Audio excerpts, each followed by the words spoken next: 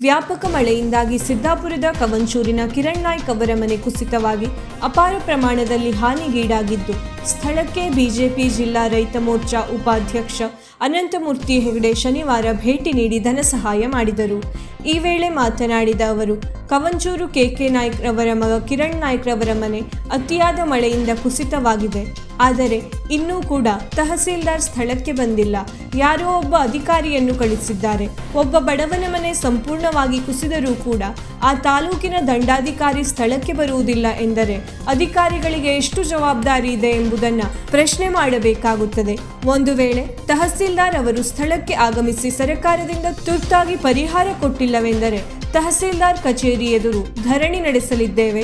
ಈ ಹಿಂದೆ ಯಡಿಯೂರಪ್ಪ ಅವರು ಮುಖ್ಯಮಂತ್ರಿಯಾಗಿದ್ದಾಗ, ವಿಶೇಷವಾಗಿ ವಿಶ್ವೇಶ್ವರ ಹೆಗಡೆ ಕಾಗೇರಿ ಅವರು ಸ್ಪೀಕರ್ ಆಗಿದ್ದಾಗ ಬಡವರ ಮನೆ ಬಿದ್ದಾಗ 5 ಲಕ್ಷದವರೆಗೆ ಪರಿಹಾರ ನೀಡುತ್ತಿದ್ದರು. ಅದೇ ರೀತಿಯಲ್ಲಿ ಒಬ್ಬ ಬಡವನ ಮನೆ ಕಟ್ಟಲು ಕನಿಷ್ಠ ಪಕ್ಷ 5 ರಿಂದ 8 ಲಕ್ಷ ಬೇಕಾಗುತ್ತದೆ. ಅಷ್ಟು ಮೊತ್ತದ ಪರಿಹಾರವನ್ನು ತಕ್ಷಣದಲ್ಲಿಯೇ ಕೊಡಬೇಕು ಎಂದು ಅವರು ಆಗ್ರಹಿಸಿದರು. ಈ ವೇಳೆ ಸಿದ್ದಾಪುರ ಮಂಡಲ ಬಿಜೆಪಿ ಅಧ್ಯಕ್ಷ ತಿಮ್ಮಪ್ಪ ಎಂಕೆ ಸೇರಿದಂತೆ ಇನ್ನಿತರರು ಉಪಸ್ಥಿತರಿದ್ದರು. ನಮಸ್ಕಾರ.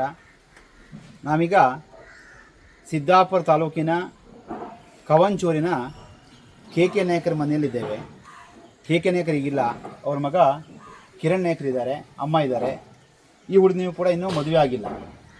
ಈ ಸಂದರ್ಭದಲ್ಲಿ ಇವರ ಮನೆ ಈ ಅತಿಯಾದಂತಹ ಮಳೆಯಿಂದಾಗಿ ಮನೆ ಕುಸಿದೋಗಿದೆ. ಇವತ್ತಿನ ದಿವಸ ತಮಗೆಲ್ಲ ಗೊತ್ತಿದ್ದ ಹಾಗೆ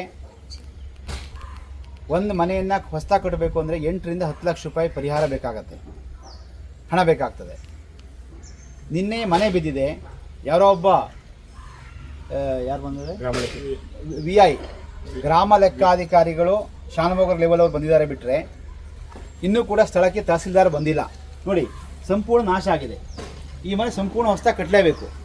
ತಹಸೀಲ್ದಾರ್ ಏನು ಕೆಲಸ?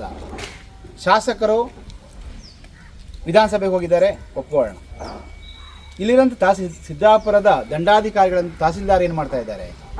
ಇಂಥ ಸಂದರ್ಭದಲ್ಲಿ ಮನೆ ಸಂಪೂರ್ಣವಾಗಿ ನಾಶ ಆದರೂ ಕೂಡ ಯಾರೋ ಒಬ್ಬ ಶಾನಭೋಗರು ಕಳಿಸಿ ನೋಡ್ಕೊಂಡು ಬರ್ಕೋಬಾ ಅಂತಂದರೆ ನಿಮಗೆ ಸರ್ಕಾರ ಯಾಕೆ ಸಂಬಳ ಕೊಡ್ತಾ ಇದೆ ಅನ್ನೋದನ್ನು ಕೂಡ ನಾವು ಪ್ರಶ್ನೆ ಮಾಡಬೇಕಾಗ್ತದೆ. ನಾವು ಆಗ್ರಹ ಮಾಡ್ತಾ ಇದ್ದೇವೆ. ಈ ಮೂಲಕ ಸರ್ಕಾರ ಕೇಳ್ತಾ ಇದ್ದೇವೆ, ತಹಸೀಲ್ದಾರ್ ಕೇಳ್ತಾ ಇದ್ದೇವೆ, ತಾವು ತಕ್ಷಣ ಇಲ್ಲಿಗೆ ಬರಬೇಕು. ಇಲ್ಲ ಅಂದರೆ ತಾವು ಈ ರೀತಿಯಲ್ಲಿ ಅಧಿಕಾರಿಗಳು ಬೇಜವಾಬ್ದಾರಿ ತೋರಿದ್ರೆ ನಿಮ್ಮ ತಹಸೀಲ್ದಾರ್ ಕಚೇರಿ ಮುಂದೆ ನಾವು ಬಂದು ಧರಣಿ ಕೂರಬೇಕಾಗ್ತದೆ.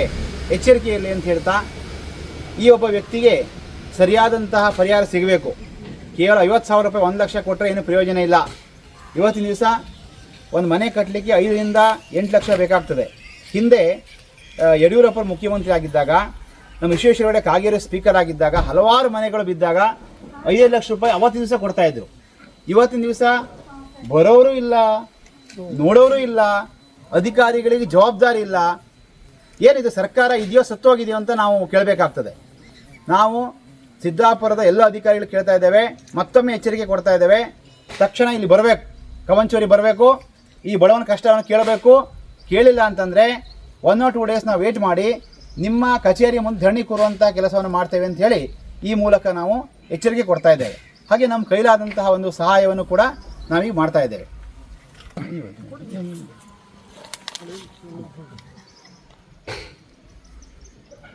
ಕಿರಣ್, ನಾವು ನಿಮಗೆ ಕೈಲಾದಂಥ ಒಂದು ಸಹಾಯ ಮಾಡಿದ್ದೇವೆ. ನಿಮಗೆ ತುರ್ತು ಸಣ್ಣ ಪುಟ್ಟ ರಿಪೇರಿ ಮಾಡಿಕೊಂಡು ವ್ಯವಸ್ಥೆ ಮಾಡಿಕೊಳ್ಳಿಕ್ಕೆ ಸರ್ಕಾರದಿಂದ ನಿಮ್ಮ ಹಕ್ಕು ಏನಿದೆ ಆ ಹಕ್ಕು ಬರಲೇಬೇಕು. ಅಲ್ಲಿವರೆಗೆ ನಾವಿಲ್ಲಿ ತಿಮ್ಮಪ್ಪಣ್ಣ ಇರಲಿ, ಸುಮ್ಮನೆ ಪ್ರಶ್ನೆ ಇಲ್ಲ. ನೀವು ಹೆದರೋ ಅವಶ್ಯಕತೆ ಇಲ್ಲ. ಎಷ್ಟು ಗಂಟೆ ಬೇಕೋ ನೀವು ಫೋನ್ ಮಾಡಿ, ಆಯಿತಾ? ಏನು ಸಮಸ್ಯೆ ಇದೆ ಫೋನ್ ಮಾಡಿ, ನಾವು ನಿಮ್ಮ ಒಟ್ಟಿಗೆ ಇರ್ತೇವೆ. ನೀವು ಯಾವ ಕಾರಣಕ್ಕೂ ಹೆದರಬೇಡಿ, ಆಯಿತಾ?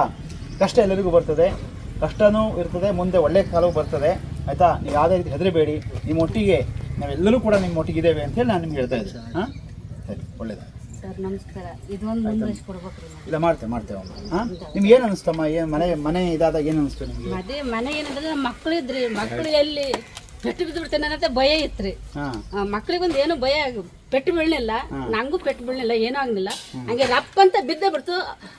ಅಮ್ಮ ಅವ್ವ ಇಲ್ಲಿ ಮನೆ ಬಿದ್ದು ಬಿಡ್ತೆ, ಓಡಿ ಬರ್ರಿ ಅಂತ ಅಂದ್ರು. ಹೊರಗೊಂಡ್ರ ಮಕ್ಳ್ರ ಅಂದೆ, ಅವು ಹಂಗೆ ಹೊರಗೊಂಟು.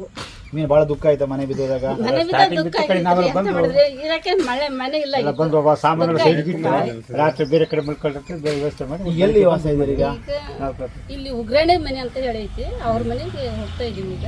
ಈಗ ಬೇರೆ ಕಡೆ ಎಲ್ಲಾರು ಹೋಗ್ಬೇಕು ಈಗ. ತಕ್ಷಣ ರಿಪೇರಿ ಮಾಡ್ಲಿಕ್ಕೆ ಏನು ಬೇಕೆಲ್ಲ ಮಾಡುವ. ಹಾಂ, ಹೆದರಬೇಡಿ ಅಮ್ಮ. ಹಾಂ, ವೀಕ್ಷಕ ಮಹಾಪ್ರಭುಗಳೇ, ನಮ್ಮ ಚಾನಲ್ ಅನ್ನು ಸಬ್ಸ್ಕ್ರೈಬ್ ಮಾಡಿ, ಶೇರ್ ಮಾಡಿ, ಪ್ರೋತ್ಸಾಹಿಸಿ.